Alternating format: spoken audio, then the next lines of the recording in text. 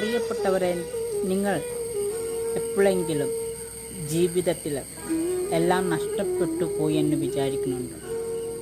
ഇനി ജീവിതത്തിൽ ഒന്നും നേടിയെടുക്കുവാൻ കഴിയില്ലെന്ന് വിശ്വസിക്കുന്നവരാണ്. ഒരിക്കലും അങ്ങനെ പറയരുത്. നമുക്ക് നഷ്ടപ്പെട്ടതും ഇല്ലാതെ പോയതെല്ലാം തിരിച്ചെടുക്കാൻ പറ്റും. അതിന് നമ്മൾ തയ്യാറാകണം. നമ്മുടെ മനസ്സിനെ ഉറപ്പിക്കണം.